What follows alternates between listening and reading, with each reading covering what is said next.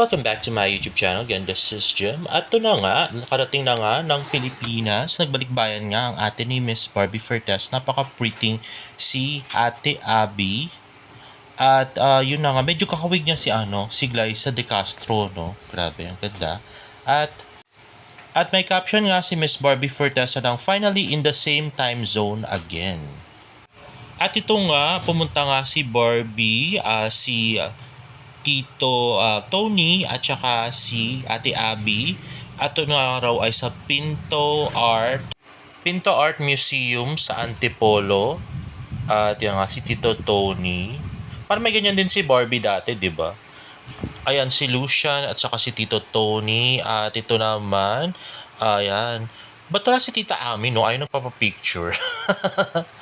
At ito nga, post ni Tita Ami, Harvard scientists prove your own sister is a natural antidepressant.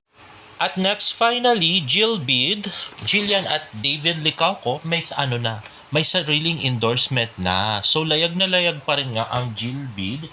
Hindi kagaya ng sabi ni Barda United at saka ni Pico na wala na ito. Layag na at may sarili pa tong endorsement. At ito, more pictures of David, Anthony Constantino, Miss Annette Gosson, and Miss Joy Marcelo.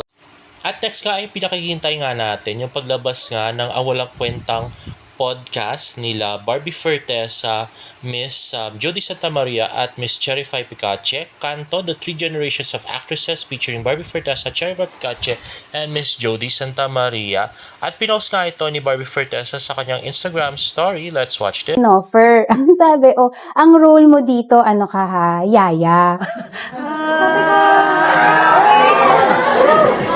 Sabay-sabay lang kami. Sabi ko gusto ko maging it girl. Talaga. Kasi parang feeling sa pag nagbida ka sa serye, parang Sabi sa akin, Be careful with my heart siguro yun, no? Yung sinasabi ni Miss Jody Santa Maria. Anyway, next. ni Derechito in one eksena, Johnny Piper Catcher, from a scale of 1 to 10, you're giving me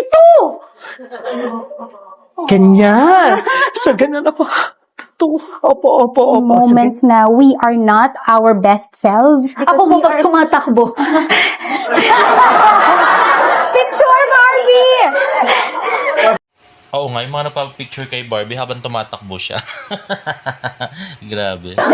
You're all consenting adults, everybody above 18. Oh my gosh, feeling ko alam ko kung sa kapupo. Parang ako po yung kinabahan. No, what I'm saying is, as an actor, if you masturbate, Sabi ko na nga yun yung sasabihin mo eh. Grabe si Cherry Pie, talaga isasama pa yun. Anyway, next nga ay, ito nga bigla ang pagpapablock screening ng Barda Royale. Nakakatawa to. Kasi kung di pa ako tumalak, di ba? Hindi man sila magpapa-block screening, tsaka biglaan, usually the 2 weeks ina-announce to, pero tapos sila biglaan ina-announce, di ba? Grabe. Siyempre, parang hindi sila mapahiya sa akin. Gusto nila akong they want to prove me wrong. Pero, alam naman natin na talaga. Grabe, diba? Kung di pa tayo tumalak, hindi pa sila magaganyan. Lalos na, kasi talagang makadistant talaga to. Lalos na yung kanilang president na si Aryan, diba? Alam ng mga ng mga ibang members. Wag ka.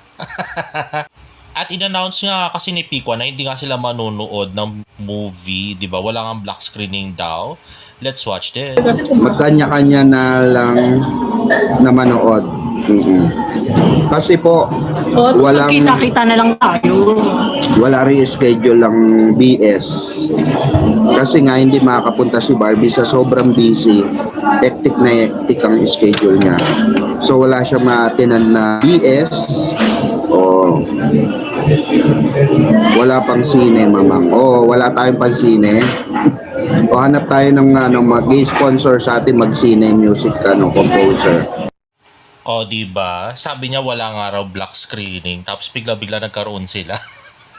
Tapos, diba, hindi siya manonood ng sine kung hindi i-sponsoran. Diba? Grabe. Ang gulang talaga nito si Pico, kahit kailan. Anyway, next naman ay McDo paid ad ni David Licauco. Anyway guys, if you like this video, please give it a thumbs up and please subscribe to my YouTube channel for more Barda updates in my next vlog. Bye!